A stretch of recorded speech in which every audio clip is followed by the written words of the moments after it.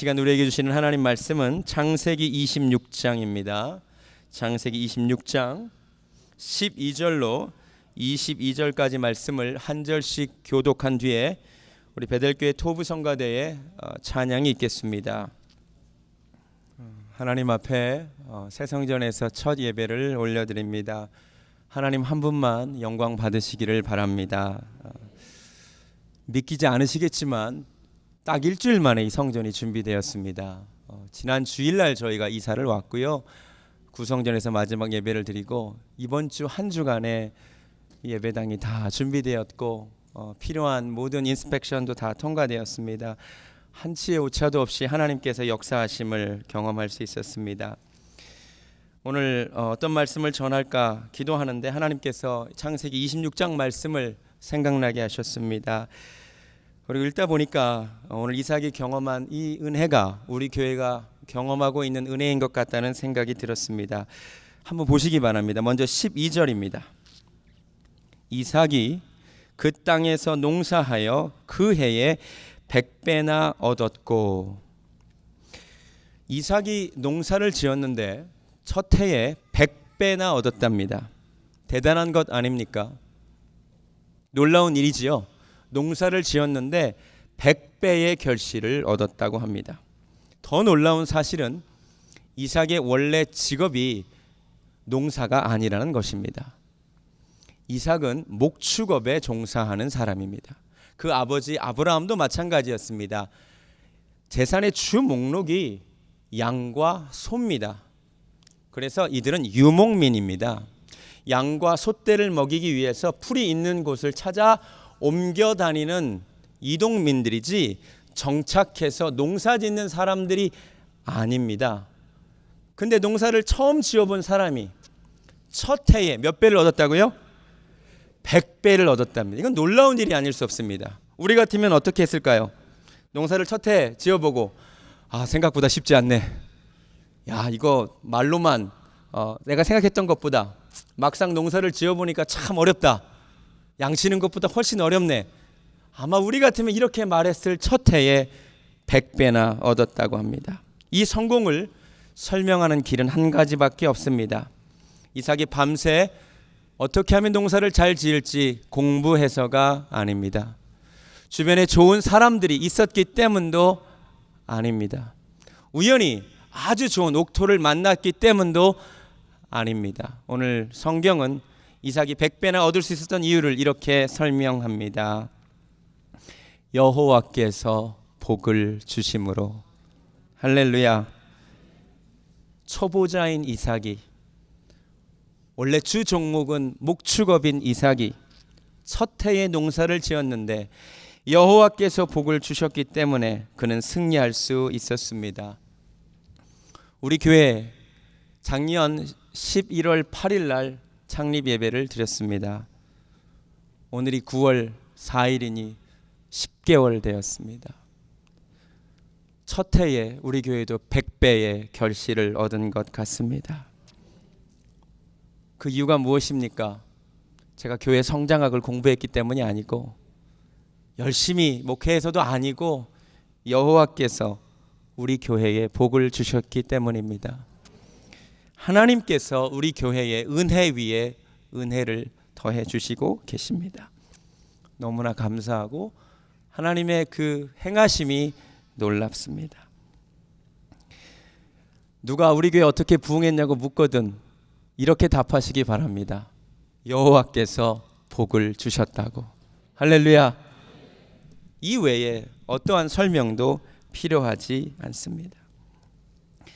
본문으로 돌아와서 이삭 이야기를 좀 더 살펴보겠습니다. 13절을 보니까 그 사람이 창대하고 왕성하여 마침내 거부가 되었습니다. 좋은 일입니다. 그런데 항상 성공에는 뒤따라오는 것이 있습니다. 14절부터 보면 양과 소가 떼를 이루고 종이 심히 많음으로 블레셋 사람이 그를 시기하는 일이 있었습니다. 당연한 일입니다. 제가 언젠가도 말씀드렸습니다. 슬퍼하는 사람과 함께 슬퍼하는 것 생각보다 어려운 일 아닙니다. 지금 아파하는 사람과 함께 아파하는 것 그렇게 어려운 일이 아닙니다. 진짜 어려운 일은 지금 기뻐하는 사람과 함께 기뻐하는 것이 그렇게 어렵습니다. 다른 사람이 성공하면 그 사람의 성공에 시기가 따르기 마련입니다. 우리나라 유명한 속담이 있죠. 사촌이 땅을 사면 배가 아프다.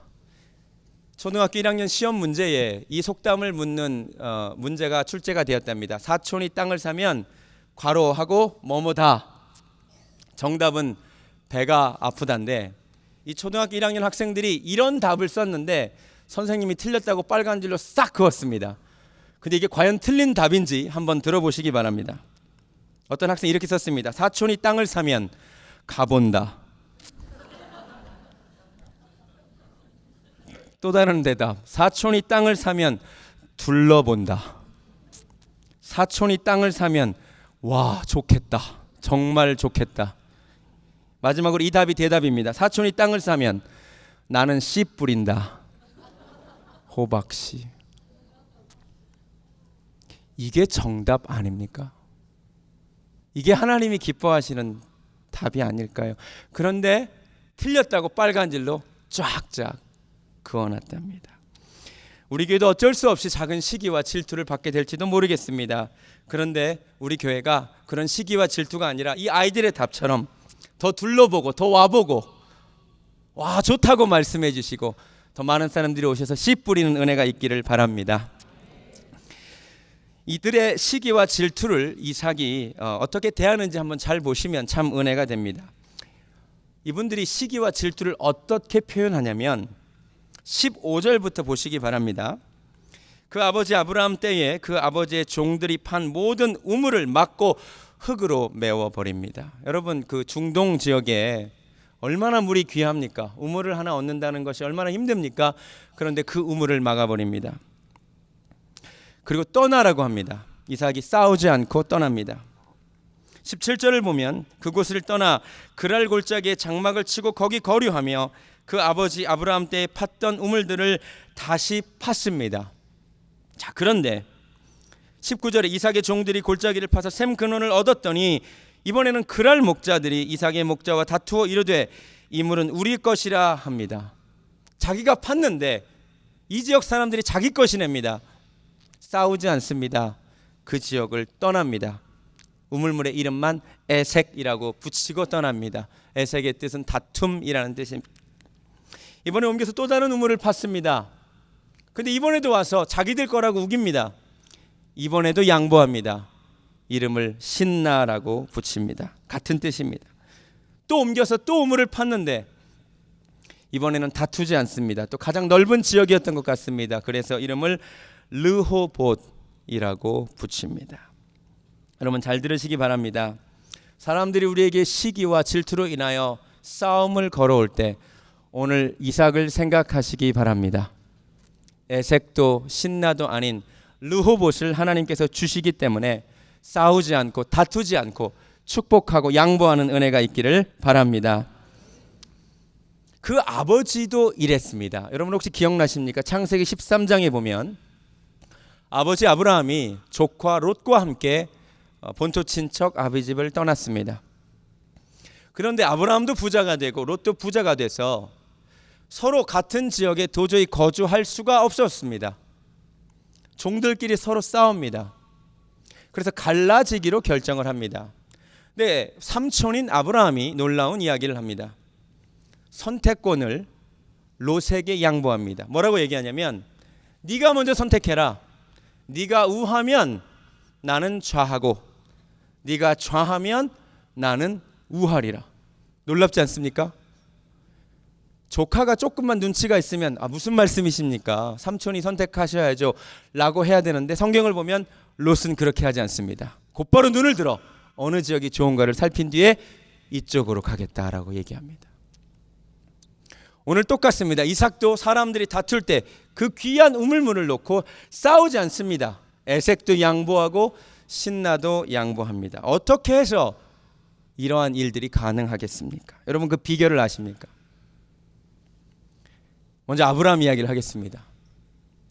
아브라함이 어떻게 해서 조카인 롯에게 선택권을 양보할 수 있었는가? 여러분 얼핏 보면 아브라함이 조카 롯에게 선택권을 양보한 것 같지만 정확하게 말씀드리면 아브라함은 사실 선택권을 양보한 것이 아닙니다. 사실 아브라함이 먼저 선택했습니다. 아브라함은 하나님을 선택했습니다.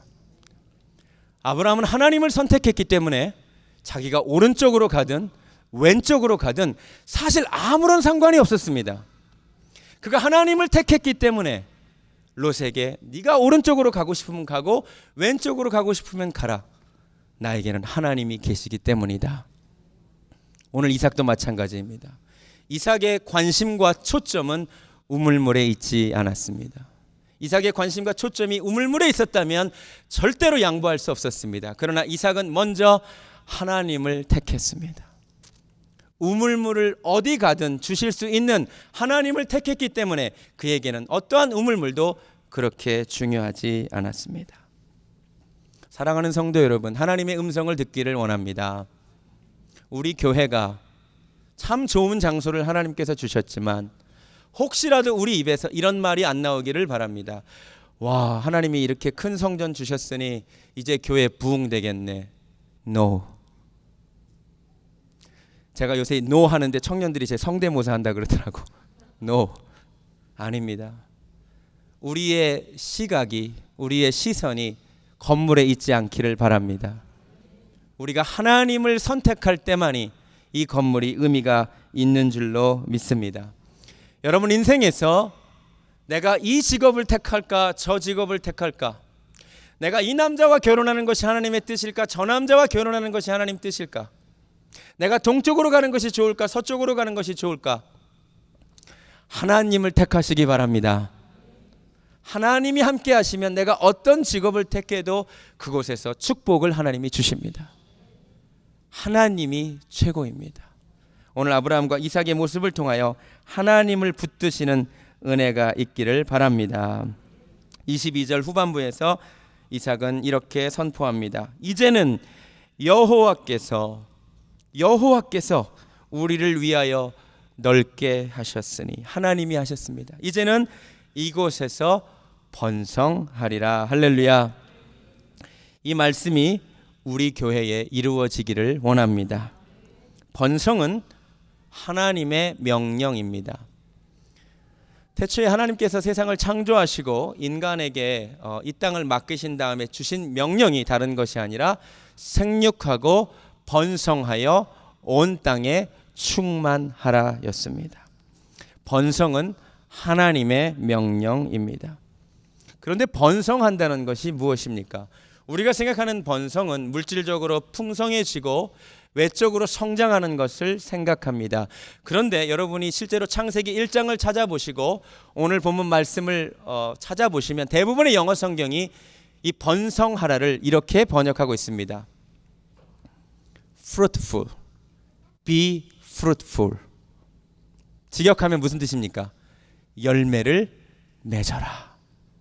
하나님이 생각하시는 번성의 의미는 외적으로 팽창되고 커지는 것이 아니라 열매를 맺는 것임을 깨달으시기 바랍니다.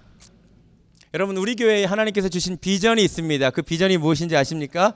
주보 앞에 나와 있습니다.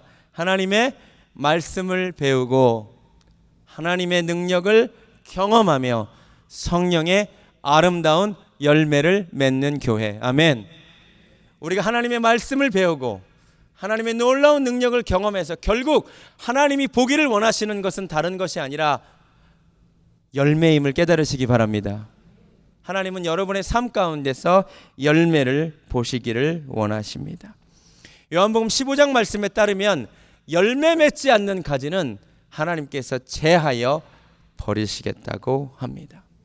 여러분, 실제로 마태복음 11장에 보면 얼핏 보면 이해하기 힘든 예수님의 에피소드가 하나 등장합니다. 예수님이 무화과 나무를 향해 가셔서 잎사귀만 무성하고 무화과 열매가 없는 것을 보고 그 무화과를 저주하셨습니다. 왜 저주하셨습니까? 하나님께서 나무에게 기대하시는 것은 열매이기 때문입니다. 여러분, 잎사귀는 누구를 위한 겁니까? 잎사귀는 나무를 위한 겁니다. 여러분 나무가요 그 잎사귀에서 광합성을 해서 자라나는 거 아세요? 그러니까 나무의 잎사귀는 누구를 위한 거예요? 나무가 잎사귀가 있어야 멋있지요. 겨울 돼서 다 잎사귀 사라지면 별로 없잖아요. 잎사귀는 나무를 위한 것입니다.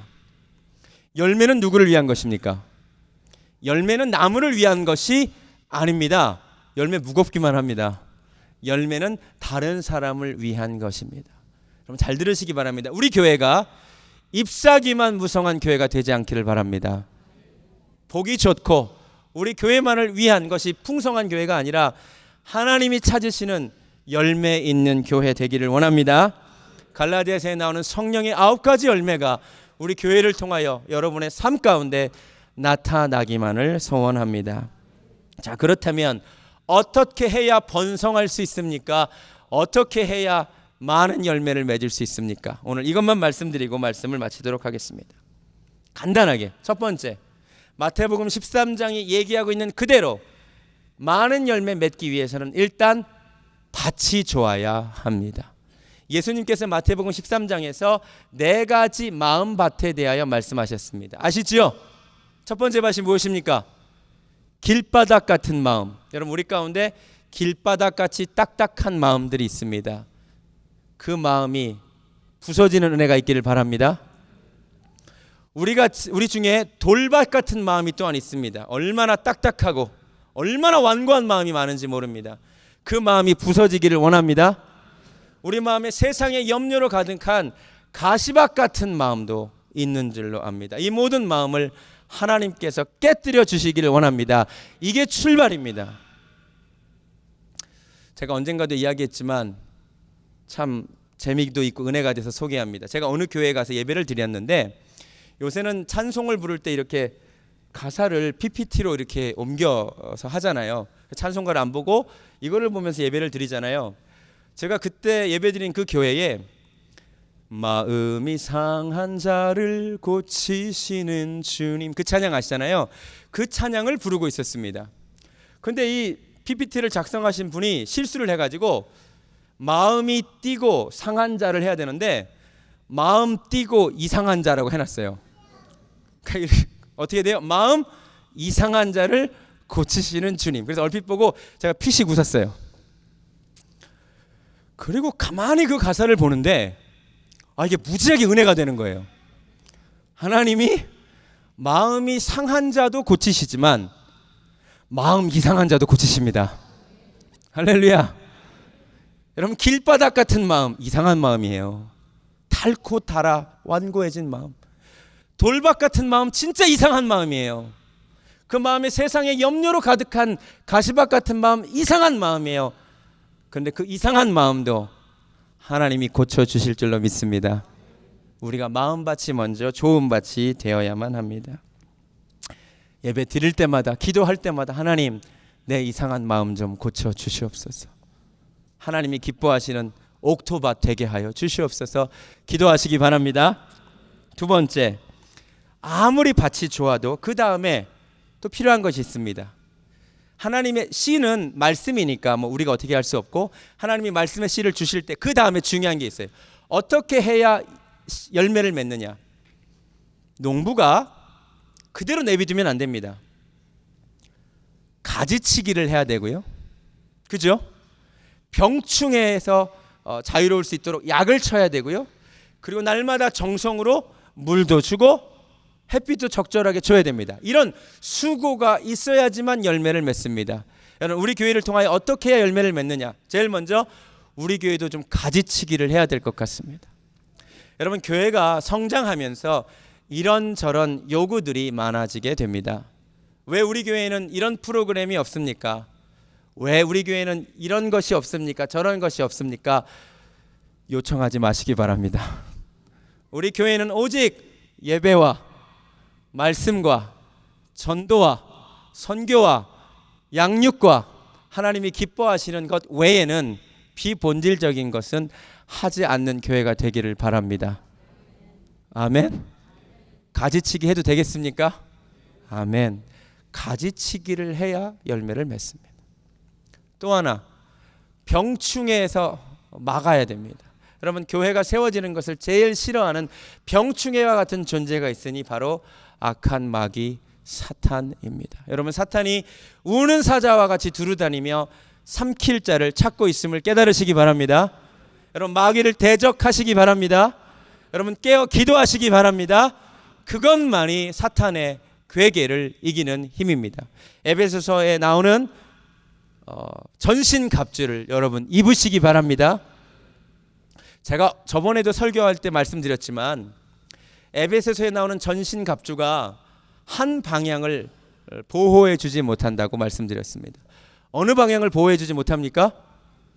등 부분은 보호하지 못합니다. 무슨 말이냐면 옛날에 로마 군단이 싸울 때 서로 아군끼리 등을 대고 서로의 등을 보호하면서 적군과 싸웠다는 말입니다. 여러분, 성도님들끼리 서로 사랑하시기 바랍니다. 서로 마음에 안 드는 부분들이 있더라도 서로 용납하고 사랑하고 서로의 등을 지켜주고 악한 마귀를 대적하는 은혜가 있기를 주님의 이름으로 부탁드립니다. 예수 안에 거해서 하나님의 말씀을 먹고 하나님의 성령의 역사하심이 있어야 우리가 또한 자라나게 될 줄로 믿습니다. 여러분, 예수 안에 거하시기 바랍니다. 예배의 자리, 기도의 자리에 나오시기 바랍니다. 여러분, 은혜의 자리에만 있어도 은혜를 받습니다. 여러분, 오순절날 마가의 다락방에 120명의 성도님들이 있었습니다.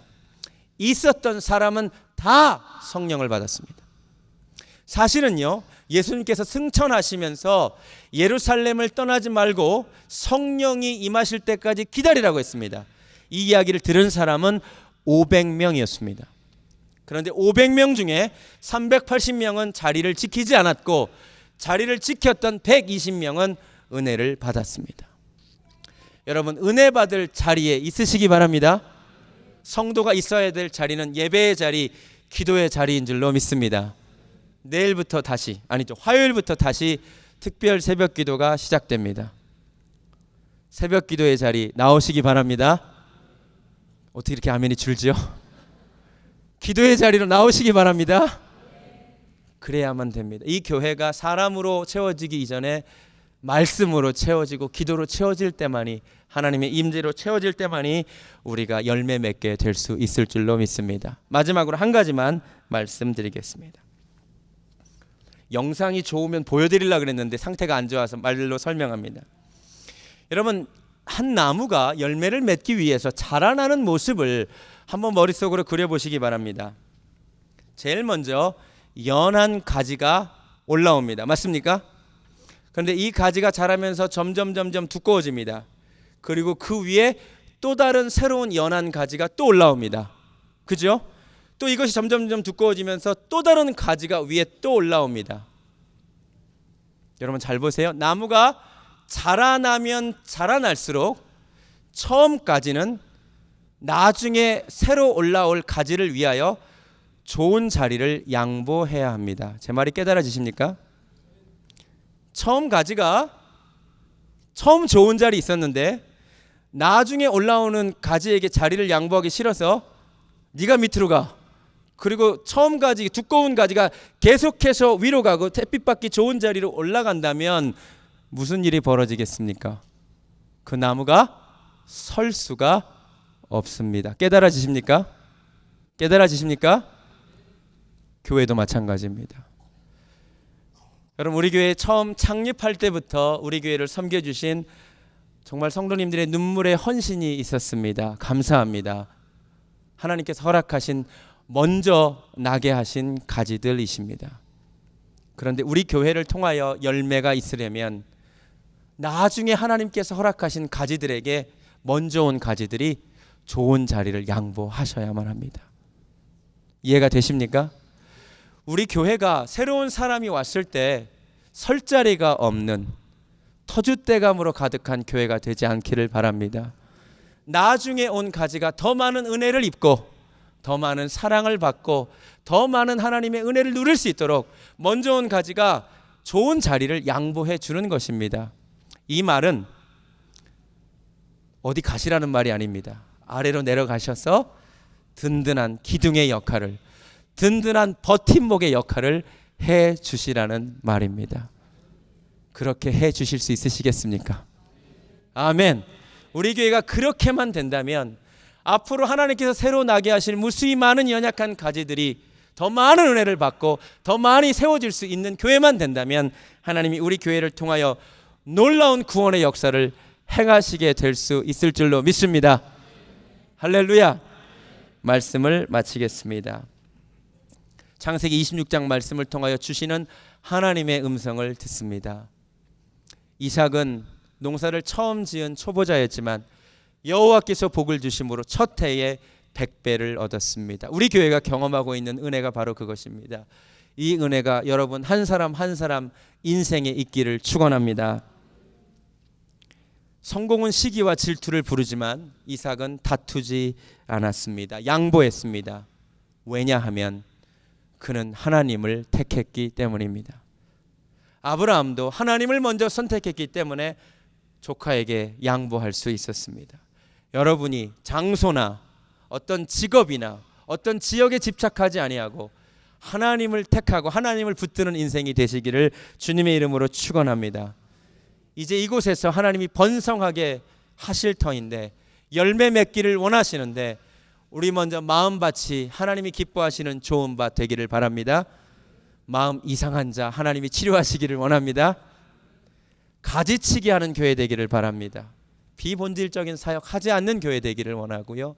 악한 마귀를 대적하는 교회 되기를 원하고 말씀과 기도 안에 머무는 교회가 되기를 원하고 새로 나게 하실 가지들을 환영하고 축복하는 교회 되기를 원합니다. 아멘.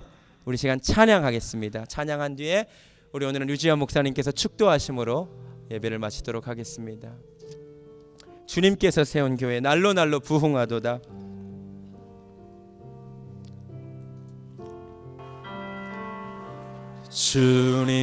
주님께서 세운 교회 날로 날로 부흥하도다.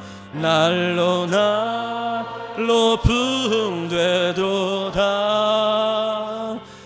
여기 모인 주의 백성 모두 은혜 충만하도.